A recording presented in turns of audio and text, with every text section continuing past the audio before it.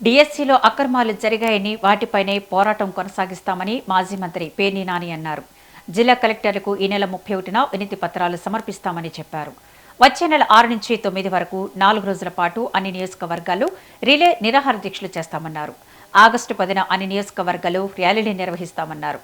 Fee reimbursement బకాయిలు, నిరుద్యోగ భృతి విడుదల చేయాలని ఆందోళనకు పిలుపునిచ్చారు.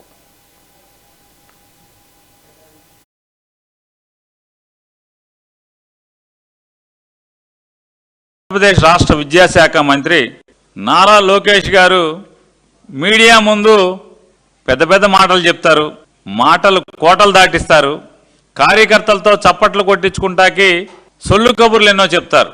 వాస్తవానికి ఆయన విద్యాశాఖ తప్పితే అన్ని శాఖలు చూస్తారు. అన్ని శాఖలు నాయే అంటారు, అన్నిట్లో ఏలాడతారు.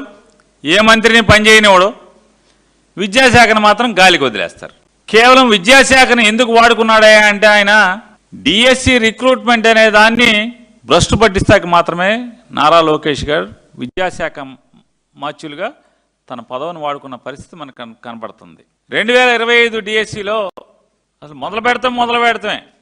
వెనకటికేదో సామెత చెప్తారు, కాపురానికి వచ్చిన రోజు తొలి రోజు చూడమని చెప్తారు అమ్మవారి భాగవతాన్ని. ఆయన మొదలు పెడతామే డిఎస్సి. అప్పటికే జగన్మోహన్ రెడ్డి గారు ఒక డిఎస్సి కన్వీనర్ ఉంచారు.